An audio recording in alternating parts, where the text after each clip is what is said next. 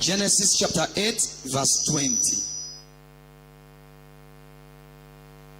Even if you don't know how to preach, when you come to this altar, there is fire here. You can preach. Did you understand my English? There is fire in this place. I can feel it. Genesis chapter 8 verse 20. If you are there, say yes.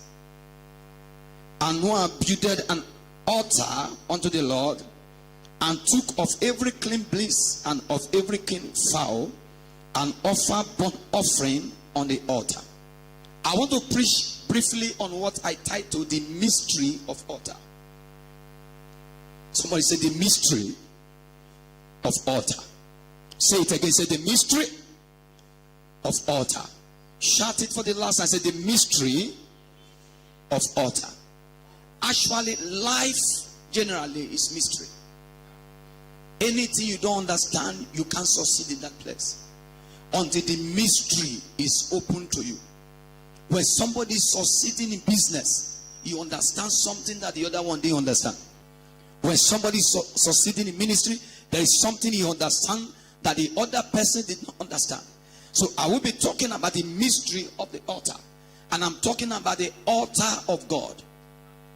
Not the altar. If we have another time, we'll talk about altar of Satan. But I'm talking about the altar of God. There are about 400 places in the Bible where altar has been mentioned. But this is the first place in the Bible that altar was mentioned. What is altar? Altar is a place where man and God meet. Altar is a place where human and spirit meet. Altar is a meeting place of human being and spirit being. So you must understand that altar is where you have an encounter with God. Hallelujah. An altar is a structure which sacrifice are offered. Altar is a structure that sacrifice are what? Offer. And there are two things that are needed in an altar. An altar is useless without a priest and without a sacrifice. An altar is useless without a priest and without an offering. What make altar useful? What make altar powerful? What make altar to fight on behalf of you is because there is a priest and there is what? A sacrifice. Somebody shout amen.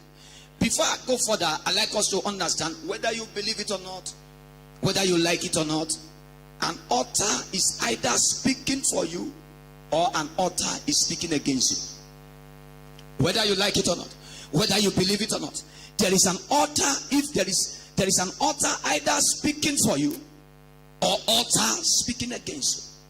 If the altar of God is not speaking for you, protecting you, there is an altar somewhere in your father's house or somewhere that is speaking against you. And if altar is not speaking for you, you will never succeed.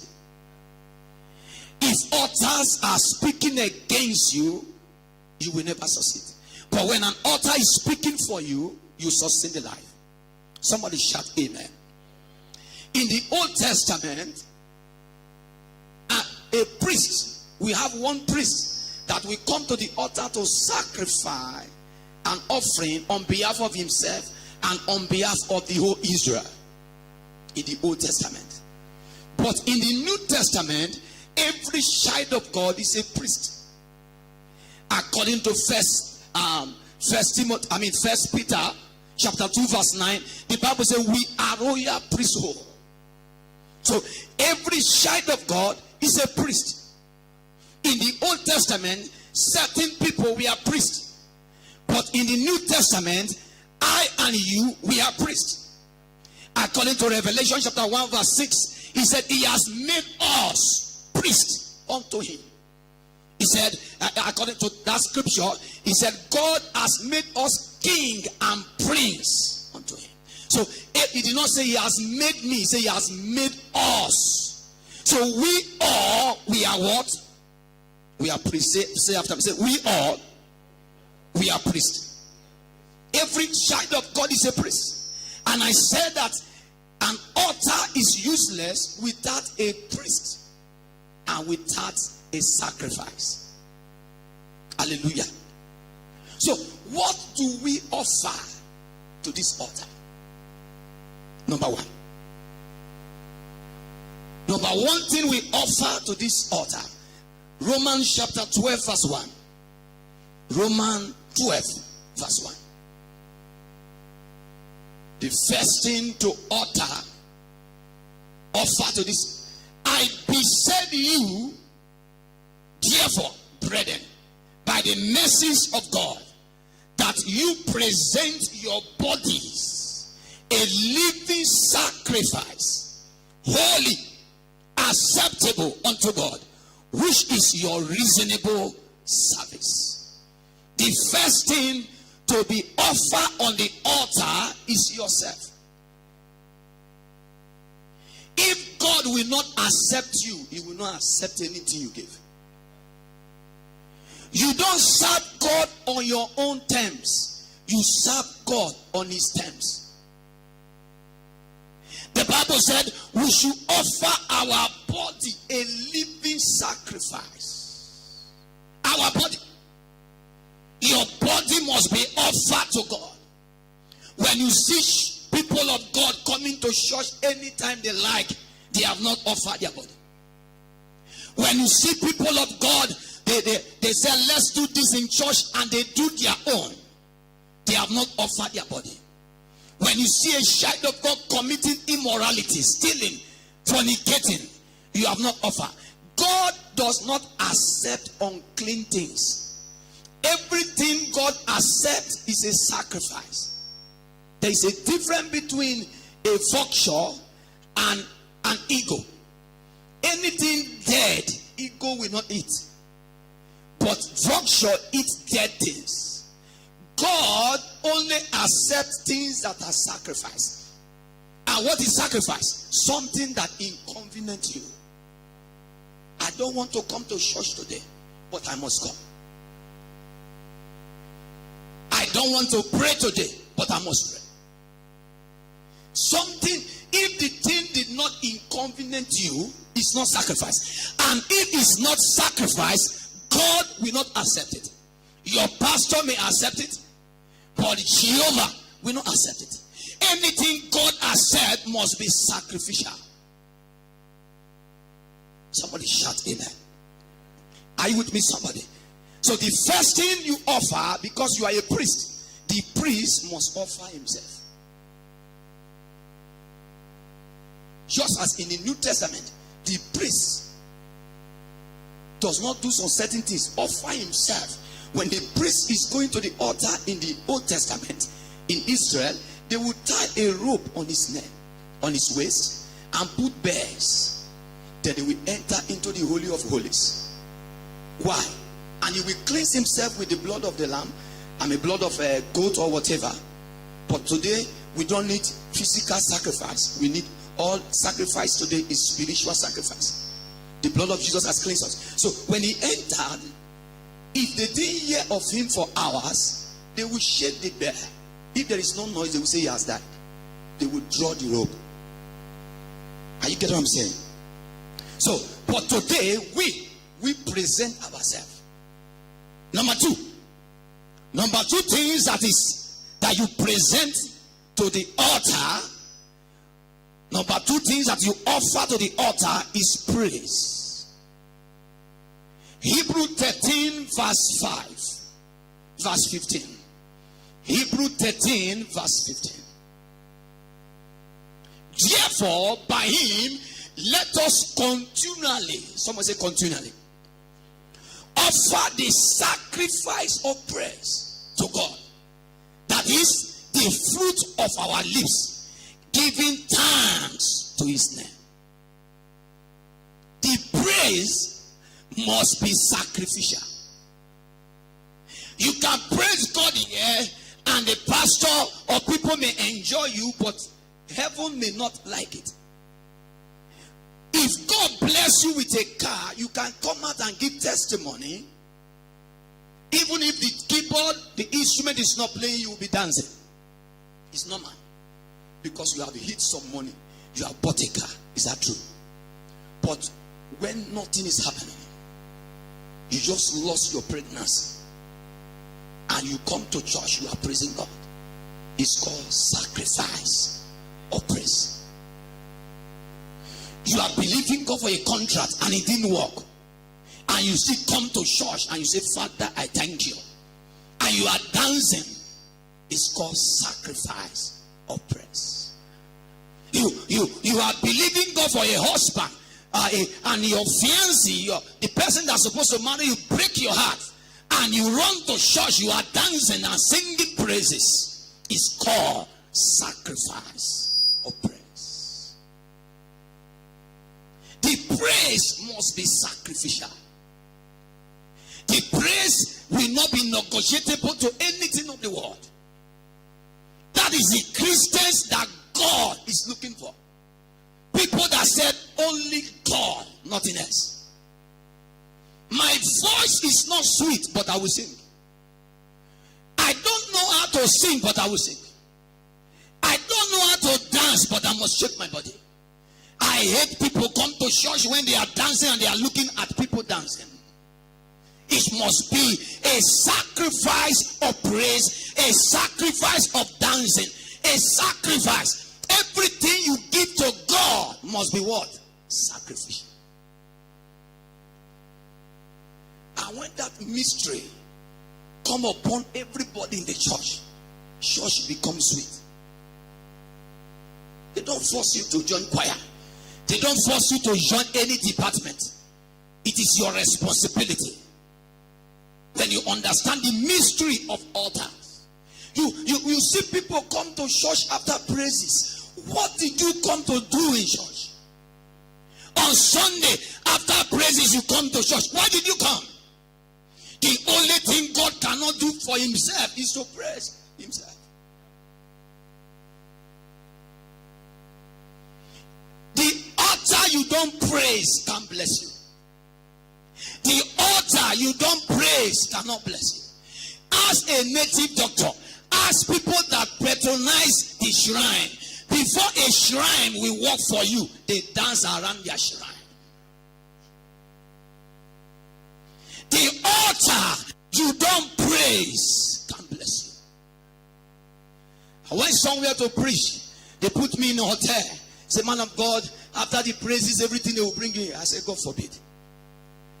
If only one person is in the church, I will be there to dance and praise with them.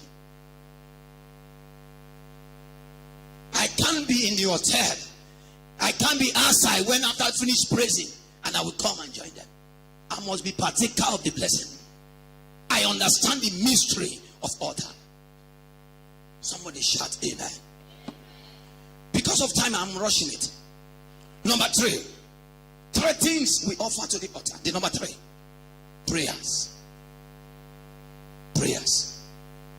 Somebody shout amen. I don't know how we take this prayer. I will take it. It's where we need to dwell on. Prayers. Let's read Philippians 4 verse 6. Philippians 4 verse 6. Be anxious for nothing, but in everything by prayer and supplication with thanksgiving let your requests be made known to God. If you have a weak prayer life, it means your altar is weak. If you have, every priest have an altar. This is a physical altar you see, but spiritually every priest have what? An altar. Do you get that what I'm saying? Every priest. If your altar is weak, you are open up for an attack. If your altar is weak, you know that things will go wrong. And when prayer life is low, it's a sign that the altar is weak. We are tired of disco church. God wants to raise a church of prayer. Jesus said, the house of God is a house of prayer. We are tired of churches that the people gather in a church because of their disco. They play, they dance. Ladies and gentlemen, you can be dancing here and Satan will join you and dance.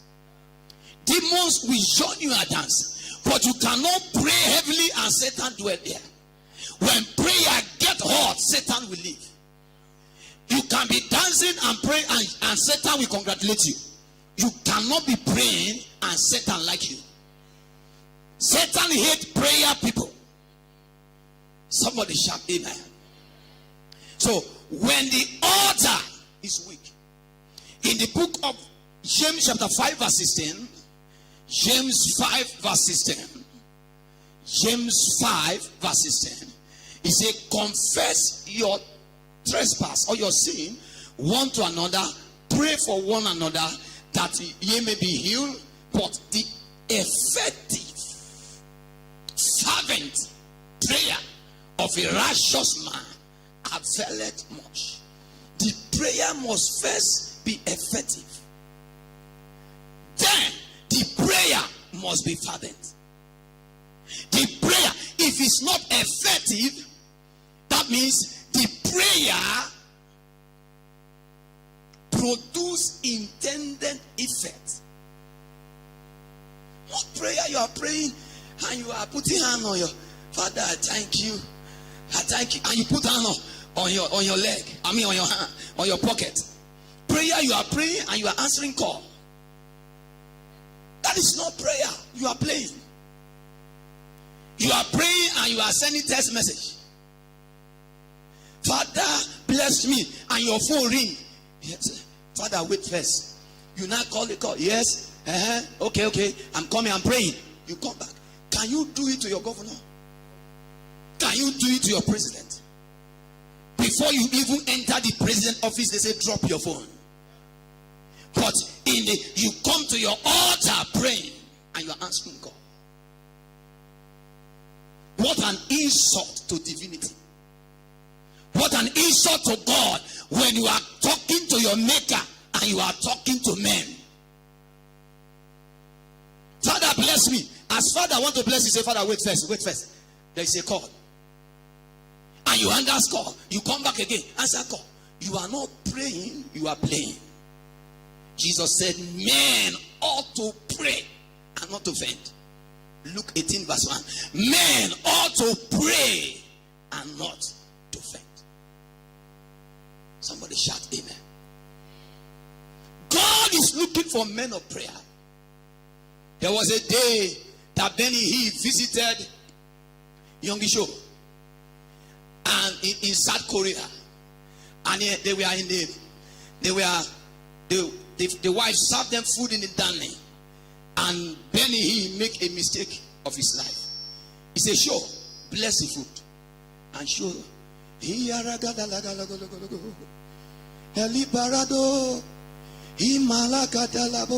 blessing the food.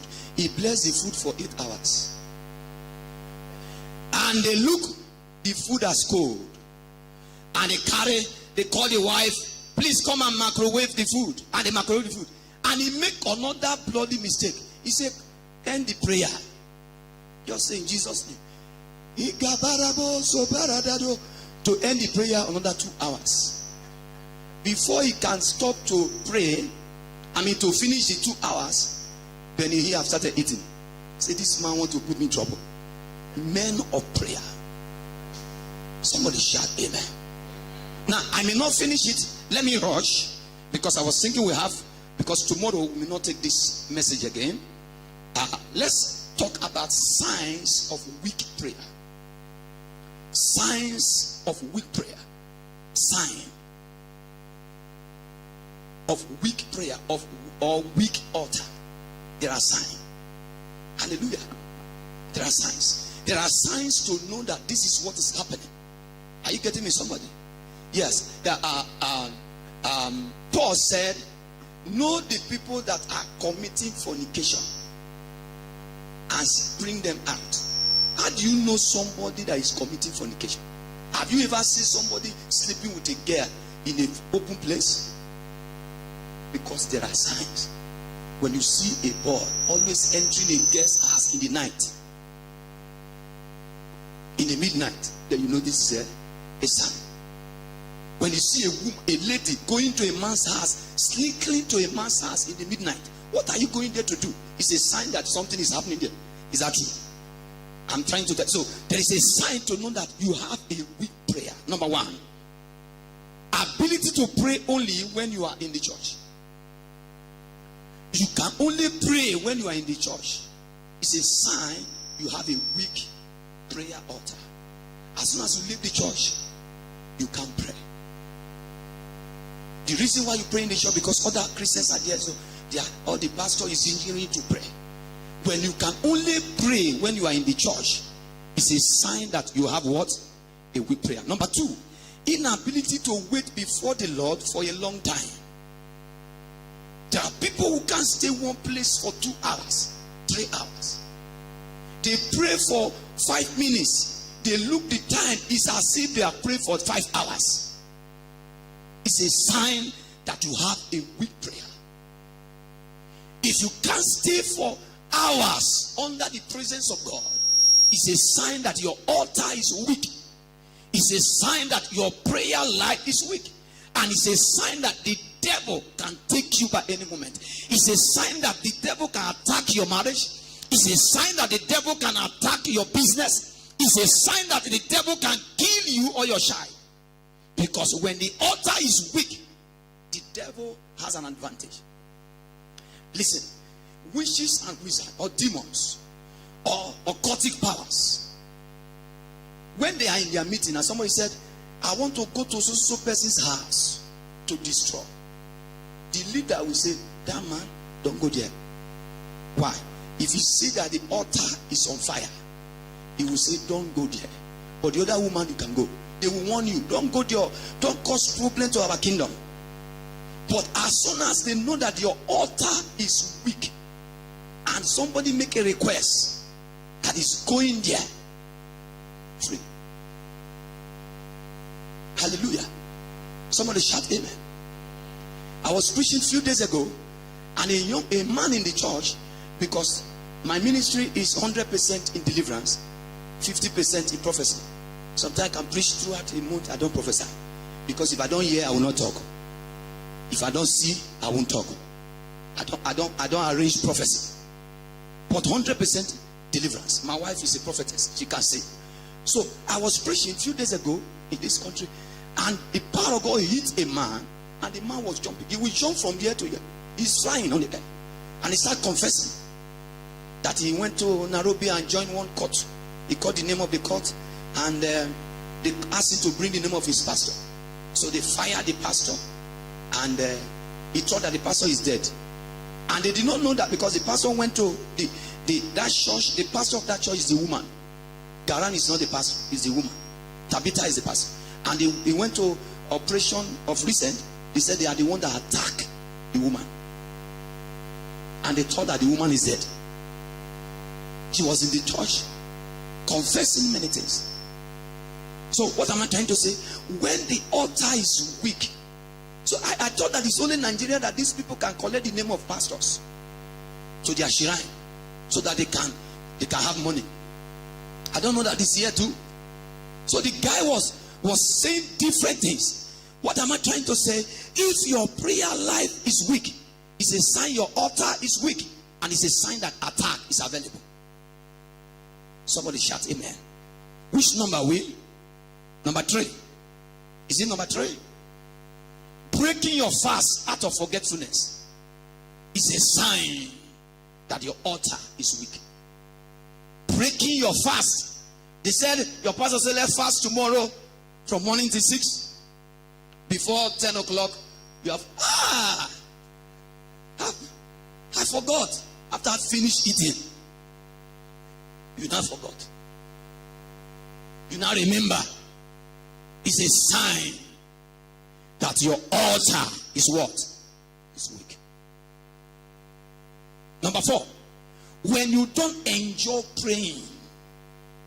Praying should not be endure, but to be enjoy. You pray to a certain place and you want to leave, and your body is still telling you to pray. You pray for 3 hours, you still telling you to pray. You pray for 5 hours, he's still telling you to pray. So you enjoy prayer. When you start enjoying prayer, you need attention. When you are starting enduring prayer, you need deliverance. Because prayer is to be endured, not to be endured. Just as you enjoy eating food, so you enjoy praying. My mentor prayed some years ago before starting ministry. He prayed for, is it 16 hours or 20 hours in the reading camp?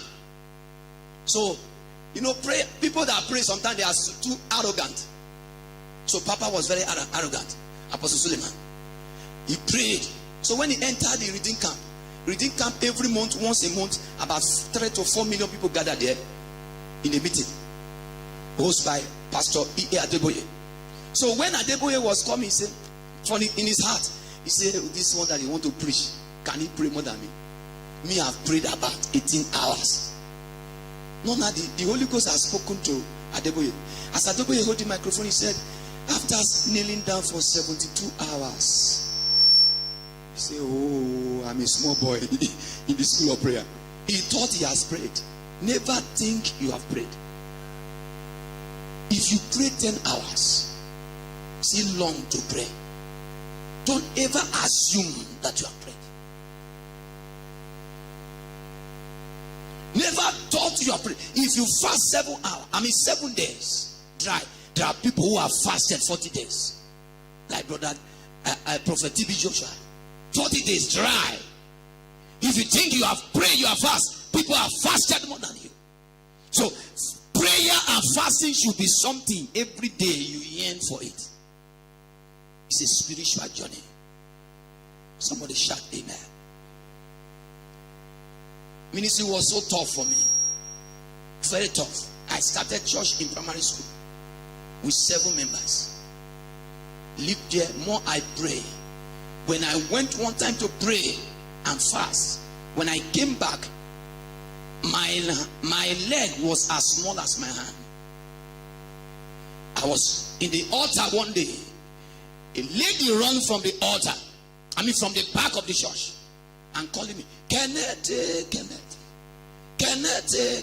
what did I do you? And he fell on the altar. Instantly become mad. 1 week interval, he died. Church expanded. Choir every day fighting, quarreling. Anywhere there is fighting and quarreling, there is a witch there. You hear what I said? Anywhere there is always fighting, quarreling, either in a women's session or men's, every day fighting, there is a witch there, a wizard. So every day this choir will be fighting, quarreling, and they don't grow more than 10, 20. Always in the same circle for years and years. One day I was angry. That thing called the Holy Ghost come on me. I say somebody died this week in this church. 2 days interval, a choir, and I love this choir so much. I give him money. Choir done. Say, Pastor. I said, what happened? He said, I want to confess. I said, confess. He said, I said, confess. I don't have time. He said, I want to confess. I said, confess. He was delaying my time, so I left him. I left her. About 5 minutes to 10 minutes, they called me. The girl is mad. Started confessing. After 2 weeks, she died. Choir expand. If the altar is not hot, the devil will dance on your altar. If the altar is not hot, witches and wizards will say, what can you do? I prophesy in the name of Jesus, by the baptism of prayer this week, things that are not moving before will start moving. I think your amen can be more than that. Somebody shout amen like a thunder. Can you shout amen? Which number way? Wow, the time is over. You said 5 minutes or 2. 5 minutes or 2.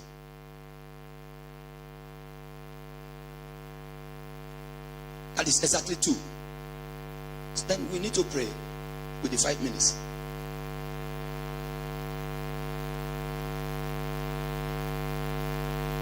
See? Okay, so that I can finish this thing and pray. So we end in number 4, not so. Rise in your feet, everybody. Rise in your feet. Are you ready to pray? Somebody open your mouth and bless the name of the Lord. Give